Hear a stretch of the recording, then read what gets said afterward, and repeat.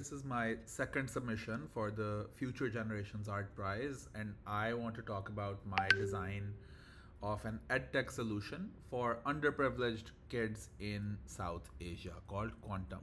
Quantum essentially is an educational ecosystem that I'm trying to create given my background in UI and UX and, of course, product, where I'm attempting to talk to children on the ground, their parents, their families, education leaders, school admins, etc., and then try to figure out as many localized problems about them in terms of learning, in terms of access to tools, in terms of lagging behind on sort of like globalized skills, in terms of strict curriculums that are outdated, and sort of how we can build and leverage AI to solve a lot of these problems equitably and accessibly so that they're not gate kept, they're accessible in public schools as well, and that the vast majority of children who are new to education in third world countries can sort of access the best impacts of this. And that is where Quantum sort of comes from. Quantum essentially is a representation of my design and my artwork in terms of a B2B and a B2C learning platform. It does three things. A, we're building instructional designing alongside instructional designers, a lot of curriculums on global skills like AI, robotics, and public speaking. Secondly, we're building small AI tools to solve specific problems in intelligent ways. So, for instance, a lot of Pakistani school children in rural areas can't speak English that well. So, we're designing English AI tutors for low resource contexts that work even if these are, this is these children's first exposure to English, and how we can sort of build them up from the grassroots, because they learn English differently compared to how a child in the West might learn English differently. And these are all born and bred out of our learnings across our research. We're also taking help from very notable people in the field. So, an instructional designer from the UK, an education PhD from Harvard University is on board with us as well. And these are essentially the tools that sort of try to close gaps in learning for vast majority of these students. Now I want to show you a bit about the artwork itself and the designs. These are wireframes for the dashboard that students see, for the course player with the AI helper that helps students understand core concepts in their own language. So it's very localized to languages like Urdu and Punjabi and even Hindi. There's a tutor booking flow where students can access our vetted tutors on the platform.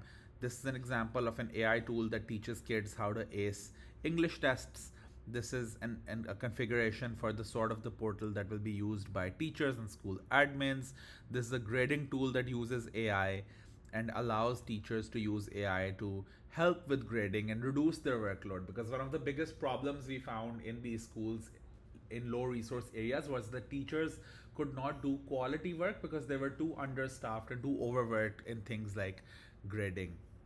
There's also a teacher dashboard to oversee and visualize your students' progress, their admin, member management, etc., and other stuff as well. What are the designs and what are the sort of experiences that are unique about Quantum? There's a unified experience for students, admins, and teachers that involves learning and the use of AI tools. We're optimizing for mobile because the vast majority of kids in public schools very often don't really have the best access to high quality laptops, but they often do have mobile as well. So first we're going to start with a web implementation through um, school computers, etc., and then we're going to move to mobile.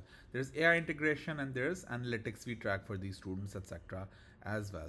Again, I'll reference this link in my application as well, but I just want to show you a bunch of different things we've done. So we're running a pilot across 4 schools in Lahore, whereby we're tracking how much or the degree to which Quantum is impacting and benefiting these students' ability to learn new things. And we're tracking this across a variety of different pilot metrics.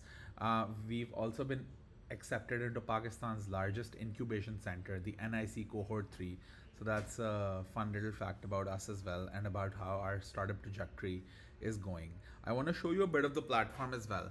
So this is the general art and direction of the platform, whereby our dashboard is spacious, it has easy metrics to understand, there's color coded signals for students to sort of see whether their success is positive or negative, what they should be cautioned about, what is a warning that they should be aware of. This is the logo. I wanted it to be futuristic because it represents the future of education, and a glowy orb with multiple gradients baked into it seemed to me like a very accessible and modern logo front. This is the onboarding where you can select the sort of role that you have, and it opens up a specific onboarding for you and tailored to you. These are again snapshots of different courses that students can learn from. These are reviews from students. This is the progress the student has made right now. This is a snapshot of what they'll learn as part of the course.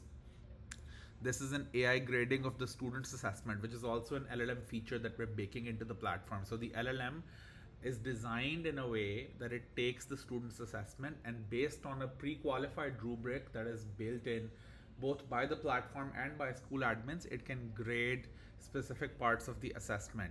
Obviously, this sort of grading can be overridden and changed by teachers as well, but it gives you a very good sort of template as to what you can build off of as a teacher. These are various AI tools for students that they can take help from.